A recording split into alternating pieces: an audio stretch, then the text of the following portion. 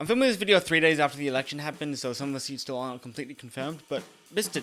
Dutton, Eggman Man, what in the world happened? I was just sitting on my couch on election night, I'm just going, what? I mean, you lost bad, like, bad. I'm Will, and let's just talk about the election. Just for a quick refresher, in 2022, the Labour Party won a tentative majority, just barely getting over the 76-seat threshold, due mostly to the large-scale incompetence and hatred of Scott Morrison and the coalition at large. And after 3 years of more or less tentative, slow, progressive policy change, with huge tugs by the Greens and the Independents, like with the right to disconnect and housing future fund bills, the Liberal Party seemingly only a few months ago were on track to win a majority in the Parliament, with Peter Dutton and the coalition actually polling higher than Anthony Albanese and the ALP. This iteration of the Labour Party is not particularly charismatic, and their reforms and policy implementation have been at best slow, methodical, and held up in the Senate, and at worst, dishonest and non-existent. And that's not to say that they haven't got good or successful policies, the childcare policy, the tax cuts, the Future Made in Australia fund, but the Liberals seem to be in pole position to win back the Parliament.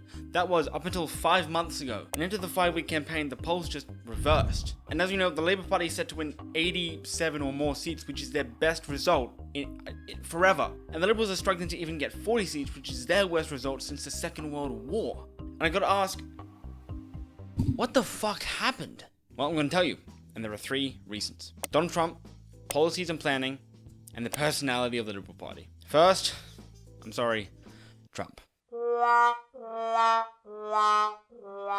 Since the start of April and Trump's so-called Liberation Day, where he enacted sweeping tariffs on almost every single country in the world, including uninhabited islands with penguins on them, the discussion point of Australia's relationship with the US and the trade between the two countries has been a core factor of this campaign. Peter Dutton continuously said that he'd be able to get a better trade deal with the US despite no other country in the world being able to do so. I don't think there's even any point to do it because the US seems to change its trade policy 3 times a week. Dutton's rhetoric didn't really make much sense. How is he meant to prove that he's meant to get a better trade deal when he doesn't even know the president and the US president has no idea who he is? Albanese I'm very friendly with. I don't know anything about the election other than he just won again. He was the man that won is he's very good. He's a friend of mine. I have no idea who the other person is that ran against him. Secondly, most Australians dislike the US president, and it didn't help that the Labour and centre-left political organisations spent millions of dollars on an advertising campaign to portray Peter Dutton as Team Donald Trump.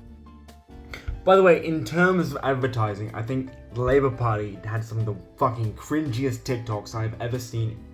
Medicare calamare versus Dutto Lacutto. Fight!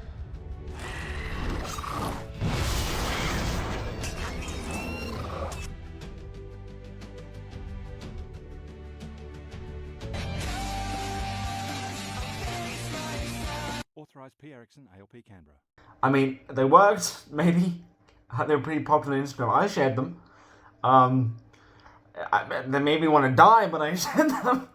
Kind of shoving him into a similar basket and throwing associations left, right at the undecided voter. Which, while being largely minor talking points in comparison to the coalition's larger policy list, which I'll get into later, voters seem to agree. We can see the approval rating kind of swap between the two political leaders around the same time that Donald Trump and the US administration enacted their new foreign economic policy. And it also didn't help that people saw Anthony Albanese as a seemingly more resilient leader in response to Donald Trump's trade policies compared to Peter Dutton. So, not great news for them. But it gets worse. The Liberal Party's policy agenda, or lack thereof, was probably one of the worst I've seen in modern political history. Dutton and his party consistently heralded nuclear as the apparent saviour for the Australian energy crisis, and the foremost policy that they were bringing to the election. They bemoaned that apparently energy costs under Labour have risen up to $1,300, which, while they have increased, that figure is just blatantly false. So as a solution to Australia's energy needs, nuclear is apparently one of the most perfect ideas anyone has ever thought of, and apparently hundreds of billions of dollars less than Labour's renewable-only plan. But the thing is, third-party analysis from the Gatton Institute, the CSIRO, Thomas Langdon from the Western University of Sydney, is that how you say it? Western Sydney Uni in the conversation say that it could even cost more than the Labour Party's plan, with possible cost overruns, legislative hurdles, and transmission line infrastructure contributing to costs that could be higher than $600 billion, which Labour took as the perfect ammunition. That's before they get to the $600 billion they need for their nuclear reactors. I mean, There you go again, Anthony. That just rolls off your lips like it's true. The economics of nuclear do not stack up. That doesn't worry those opposite. They spent a decade in power without a single surplus and then left Australia with $1 trillion of debt. Now, I'm not personally against nuclear power, but Australia is not in the right position for it. I mean, have you seen the sun? An incel can go outside for 5 minutes and get melanoma on his entire body. The Liberals' fuel tax reduction made no sense. Peter Dutton stopped at 30 fucking petrol stations to advertise a 25% reduction in the tax for petrol, which will only be going on for 12 months, and then after it's done, they'll probably have to hike the prices again. Their work from home policy was introduced, everyone hated it, and they had to take it back days later. And constantly talking about firing thousands of public workers is not a good way to get yourself into public office. The coalition had a policy plan full of basically do-nothing policy that no one asked for, and was not a productive way to advertise yourself for public office. Which is even crazier because Labour didn't have a perfect policy plan. Largely neoliberal, soft progressive policies that aren't even largely seen as pro-worker or pro-consumer.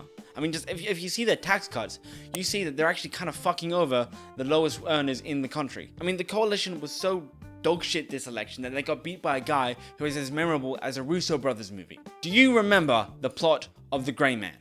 Because I don't. And finally, personality.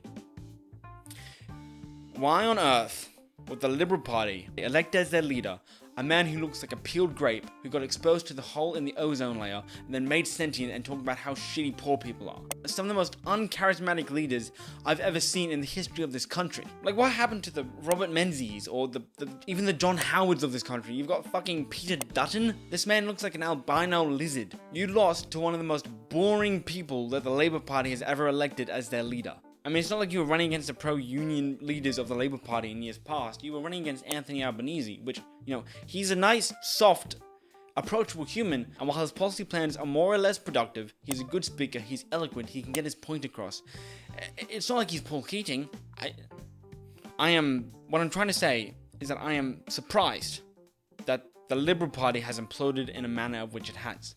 Influence from foreign powers like the US administration on the people of the country, shoddy policy application, and terrible personality has led the Liberal Party to a disastrous end to the campaign and a disastrous end to one of the worst elections that they have suffered in their entire history. Just elect McCormack as your leader, dude. That'll definitely work. I'm going to interrupt you there. If you want to learn more about the Liberals' disastrous nuclear policy, I posted a whole Substack that you can find in the description. Don't forget to like and subscribe, and have a lovely afternoon.